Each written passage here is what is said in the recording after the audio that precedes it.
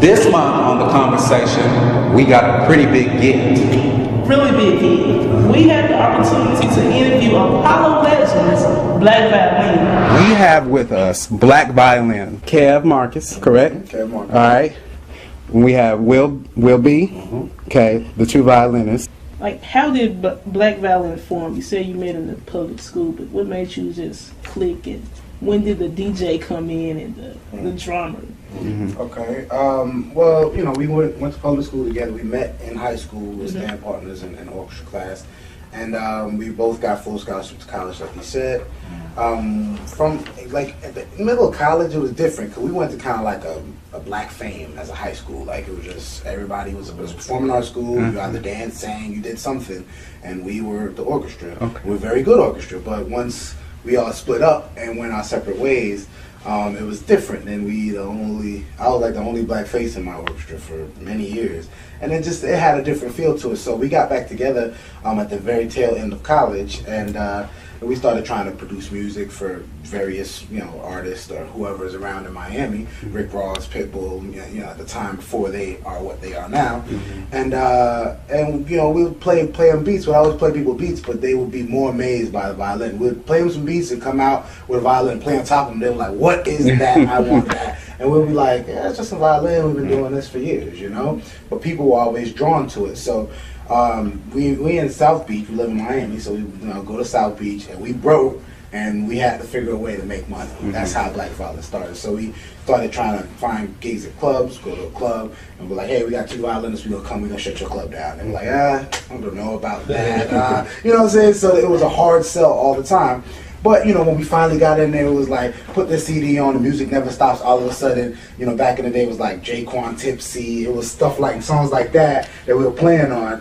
And people would just be like, "Oh, look at these violinists, they're getting down." And we're like, okay, we have something there, And so the name, the name Black Violin, is it just because you're two black men that play the violin? Or is it something deeper that would just not seem? Yeah, it's deeper. Like, thank God it's deeper. It's not just because he's black. It's because there's a guy by the name of Stuff Smith.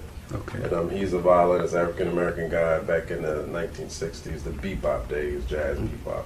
And he was African-American. And his first day at college, his professor, who was also African-American violist at the time, gave him a tape, and it was by the guy named Stuff Smith. And he gave him a tape, he listened to it, he's like, "Listen, I don't even want to teach you anything, just go home and listen to this tape." And he was amazed by the tape because the guy just had so much soul, just the way that he played, you can tell the guy was black, what I mean? You've never heard violin played that way before. He let me hear it, I felt the same way, and we were both very inspired by that album, you know what I'm saying? And the album was called Black Violin. It was written right before he died. So it was perfect. It was like almost in tribute of him that they called us up that. Because that was the genesis, the moment of genius, when we were like, oh, we could do something more than play Mozart and Beethoven and all this. We can actually have some soul on it, So we named ourselves Black Violin after it. And the obvious helps as well. So was there like ever a down moment in y'all's career that you thought Black Violin may not happen?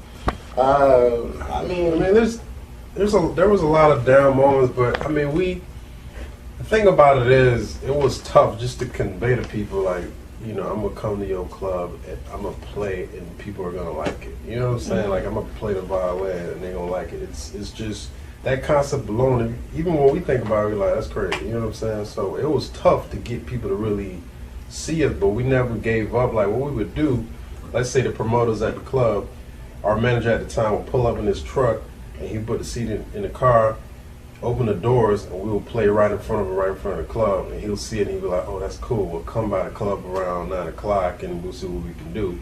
And we just kept doing that. We kept grinding because honestly, we felt we had something, you know what I'm saying? And we just really felt like we had something. This is something that everybody that comes out by the studio and see us do this, and this is second nature to us, and they love it. So we're like, listen, we got something. We just got to really expose it, really put ourselves out there. That's when Apollo came about. We went to Apollo, never lost, and you know what I mean. Like, and you wound up getting the what is it's the Apollo yeah, the Legends. Apollo Legend. Apollo Legend. Yeah, which is rare. Yeah, It's rare. there's only one of those a year, so we got it. So, Yeah. So how does that? I mean, how does that feel? it feels, it's crazy to me. It's like it feels so long ago now. Like I remember it was fresh in my mind. I remember when we were young 20s and we did it, and like it was just a crazy. I mean, I felt like I was gonna come out the Apollo Theater and get struck by lightning. Like I felt like something was going to happen bad because I couldn't believe it. Right. And it's funny because nobody saw it air. They had an air. I called home. My mom was like, "Really? Oh my gosh, you want Apollo?" Like it was different, man. It's a because James Brown's on that stage. Right. Like Yeah, Michael Jackson 5's on that stage. I mean, we're in that group now. Right. And it's a very elite fraternity. Okay. So it's that was such an awesome interview, wasn't it? I mean, we got to be backstage at the Orpheum, and I truly enjoyed myself talking to them. What about yourself? It was amazing. Like you said, we had the opportunity to go where the conversation hasn't been. We got to go with the music background. Right. For the conversation, I'm Danielle Wilmer. and I'm Joshua Bowler.